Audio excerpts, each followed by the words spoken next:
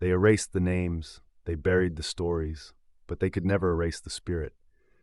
For every act of colonization, there was resistance. For every invader, there was a rebel. In this episode, we bring back the forgotten voices of warriors, queens leaders, and entire communities who refused to bow down. This is not just a story of suffering. This is a story of resilience. The narrative that Africa accepted colonization passively is a lie. From the moment foreign flags were raised on African soil, communities fought back, with weapons, with diplomacy, with unity. The resistance wasn't isolated, it was widespread and continuous. Some were massive military confrontations, others were grassroots uprisings. Many have been forgotten, until now. Long before European colonizers set foot on West African soil, the region was home to mighty empires, rich cultures, and intricate political systems. When foreign powers tried to impose their rule, West African leaders didn't submit. They resisted with all they had, using both military strength and spiritual resilience. Samori Ture was not just a military leader. He was a visionary who created a vast empire stretching across present-day Guinea, Mali, and Ivory Coast in the late 19th century. He reorganized his empire along military lines, trained his army with modern tactics, and acquired firearms through trade with North African and British sources. For nearly 17 years, from 1882 to 1898, Samori's forces engaged in a series of intense battles against the French. When the French captured key territories, Samori used scorched earth tactics, burning down villages and relocating his population to prevent enemy control. Even after his capture in 1898, Samori Ture became a legend, a symbol of organized, strategic African resistance that proved Africans were capable of building and defending their own modern states. The Ashanti Empire, located in present-day Ghana, had a long history of resisting British domination, engaging in at least 5 wars against colonial forces between 1824 and 1900. The most iconic resistance was the War of the Golden Stool in 1900, sparked when British Governor Frederick Hodgson demanded the sacred Golden Stool, a symbol of Ashanti sovereignty. Queen Yaa Asantewaa, the Queen Mother of Ajisu, rose to defend her nation, delivering a fiery speech to inspire action. She declared, "If you, the men of Ashanti, will not go forward, then we, the women, will. We will fight till the last of us falls in the battlefields." Under her leadership, a well-organized resistance laid siege to the British fort in Kumasi. Though eventually defeated and exiled to Seychelles, Yaa Asantewaa remains one of Africa's most revered female warriors, inspiring generations of freedom fighters. Both Samori Ture and Yaa Asantewaa proved that resistance wasn't just possible, it was powerful. Their stories show that West Africa did not fall without a fight. They challenged the myth of passive colonization and demonstrated the strength, strategy, and leadership rooted deeply in African soil. North Africa, long a center of trade, culture, and Islamic scholarship, had experienced various empires before European colonization, but it never bowed without resistance. When European powers tried to claim dominion, the people of the deserts, oases, and mountains rose with fierce defiance. Their uprisings were not only military responses, but also cultural, spiritual, and nationalistic rejections of foreign domination. In 1881, Muhammad Ahmad ibn Abdallah, a Sudanese religious leader, declared himself the Mahdi, or Guided One, tasked with purifying Islam and freeing Sudan from foreign influence. This sparked the Mahdist Revolt, one of the largest and most organized resistance movements in Africa during the 19th century. The Mahdi united various Sudanese tribes and inspired tens of thousands to rally under his banner. His forces defeated Egyptian and British troops in several major battles, including the decisive siege of Khartoum in 1885, where British Governor-General Charles Gordon was killed. For nearly 13 years, the Mahdi state governed much of Sudan, with Omdurman as its capital. It had its own coinage, administration, and religious courts. Though the Mahdi state eventually fell in 1898 at the Battle of Omdurman, it demonstrated that Africans could not only resist colonization, but also create independent Islamic governance in the face of imperialism. In the mountainous Rif region of northern Morocco, the Berber tribes, long known for their independence, fiercely resisted Spanish and later French colonization. The leader of this movement was Abd el-Krim. a former tribal judge who turned into a brilliant military strategist. After defeating Spanish troops in a stunning victory at Annual in 1921, Abdel-Krim established the Republic of the Rif, a rare example of an independent anti-colonial state in North Africa. His forces implemented guerrilla warfare tactics, effectively using the rugged terrain to their advantage. The Rif Republic lasted until 1926, when France and Spain launched a joint military offensive involving over 250,000 troops, artillery, and aerial bombing, including chemical weapons. Though overwhelmed, Abdel-Krim surrendered only after ensuring the safety of civilians. He was later exiled but became a hero of anti-colonial resistance across the Muslim world.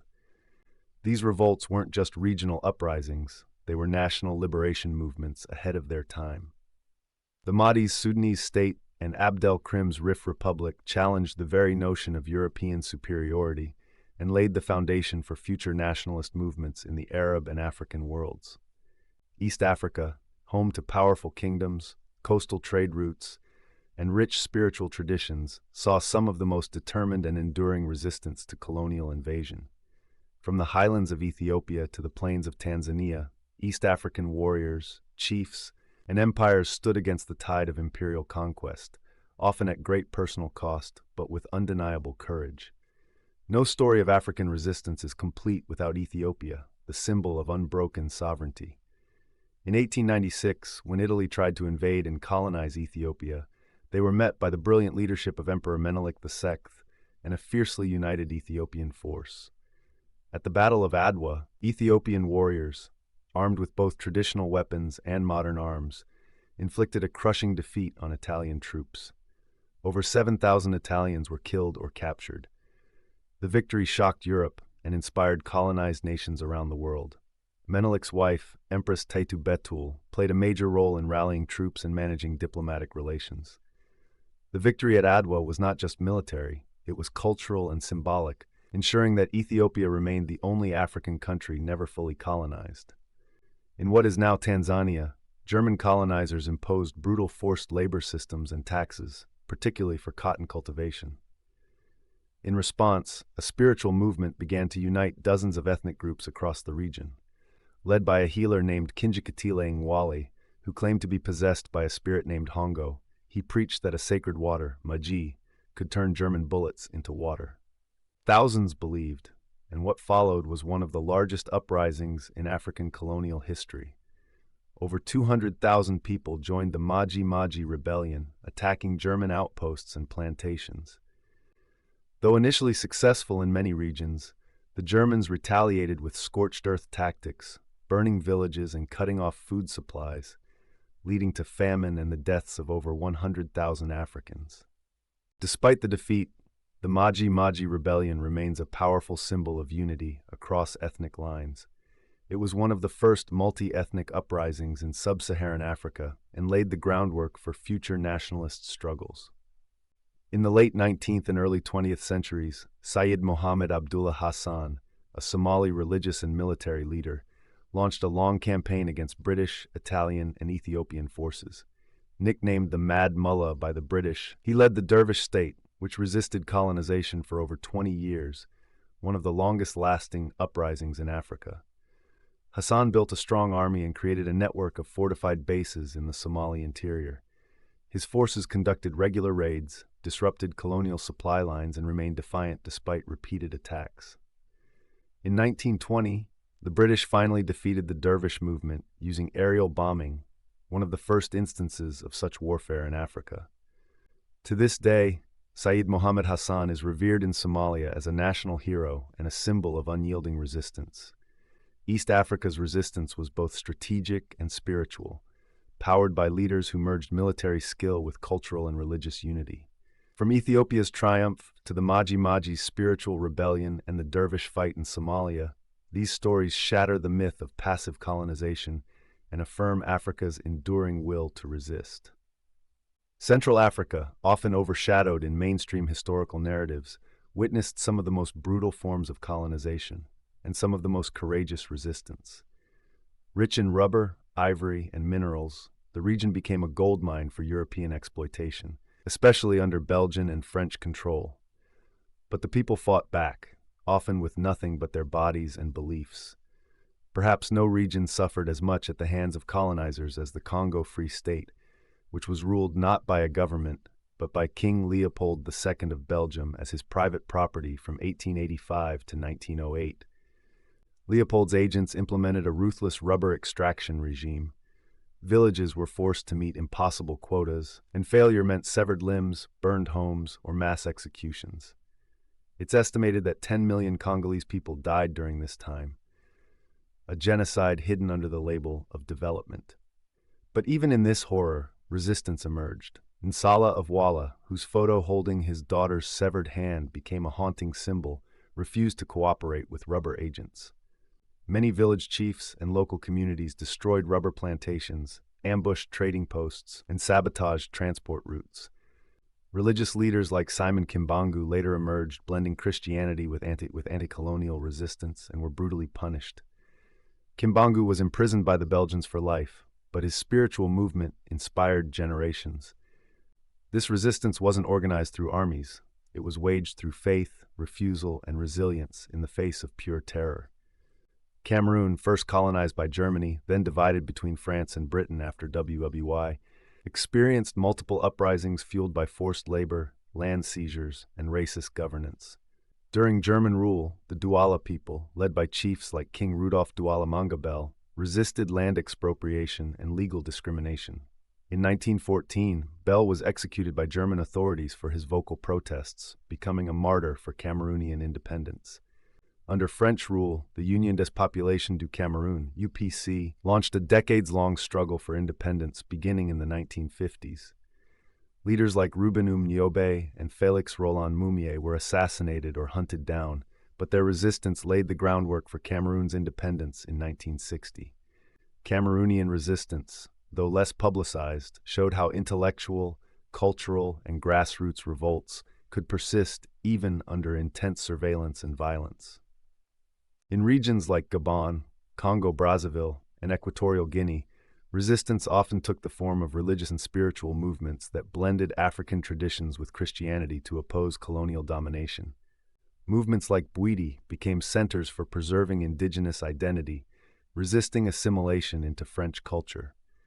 Oral storytelling, hidden rituals, and secret societies served to pass on history and anti-colonial messages, even when political resistance was crushed. Even without grand battles, these regions showed that colonial rule could not erase identity. The very act of keeping language, memory, and tradition alive was a form of rebellion. Central Africa's resistance was raw and often undocumented, but it was deep, spiritual, and sustained. Whether through passive defiance, hidden uprisings, or cultural endurance, the people of Central Africa proved that even in the heart of exploitation, the will to resist colonial oppression could never be extinguished. Southern Africa's colonial story was shaped by violent conquests, land dispossession, and racial segregation, but also by decades of fierce resistance, from indigenous rebellions to modern liberation movements. The region's path to freedom was long and bloody, marked by guerrilla warfare, underground activism, and iconic leadership. The Zulu kingdom, under leaders like Shaka Zulu, had already established itself as a formidable power before European colonization. But when British and Boer settlers expanded into South Africa in the 19th century, the Zulu fiercely defended their land. The most famous clash came during the Anglo-Zulu War, 1879, particularly at the Battle of Isandlwana, where Zulu warriors defeated a modern British army using traditional weapons and clever tactics. Though eventually overpowered, the Zulu resistance proved that indigenous African armies could inflict major defeats on imperial powers. In the early 1900s, Namibia, then German Southwest Africa, became the site of one of the first genocides of the 20th century. After the Herero and Nama people rose up in 1904 against forced labor, land theft, and racist rule, the German military responded with a policy of extermination. Over 80% of the Herero population and nearly 50% of the Nama were killed. Survivors were placed in concentration camps, starved, tortured, and used for forced labor. This atrocity, often overlooked, laid the groundwork for later colonial violence. In nearly every uprising, revolution, and movement across the African continent, women stood at the front lines, organizing, fighting, healing, and preserving the spirit of resistance. Yet, their contributions have often been minimized or erased in mainstream history. This section restores the place of women as leaders, rebels, mothers, and martyrs of African resistance. In 1900, when British colonial officials tried to take the sacred golden stool, the symbol of Asante sovereignty, Yaa Asantewaa, Queen Mother of Ejisu in present-day Ghana, rose to lead an army. She rallied thousands of warriors, declaring, "If you, the men of Ashanti, will not go forward, then we will. We, the women, will fight." The War of the Golden Stool became the last major resistance to British colonization in Ghana. Though eventually captured and exiled, Yaa Asantewaa became a symbol of courage and feminist leadership, still celebrated across Africa today. Funmilayo Ransome Kuti was a pioneering educator, suffragist, and political activist who led mass protests against British colonial taxation and championed women's rights in Nigeria. In the 1940s, she organized the Abeokuta Women's Union, uniting thousands of market women to challenge corrupt local rulers and British policies. Her activism helped abolish unfair taxes and laid the foundation for Nigeria's women's movement. She was also the mother of Fela Kuti, the legendary Afrobeat musician and political critic. During Algeria's War of Independence, 1954 to 1962, against French colonial rule, thousands of women joined the FLN, National Liberation Front. Women acted as spies, couriers, and even combatants, hiding weapons, planting bombs, and infiltrating French checkpoints.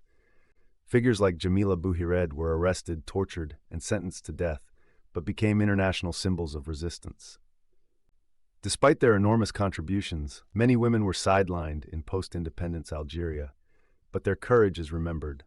In the independence movements of Mozambique, Angola, Zimbabwe, and South Africa, women played both military and organizational roles. In Zimbabwe, women joined Zanla and Zipra guerrilla units, undergoing military training and leading local mobilization. In Mozambique, Frelimo supported the participation of women as both fighters and political educators.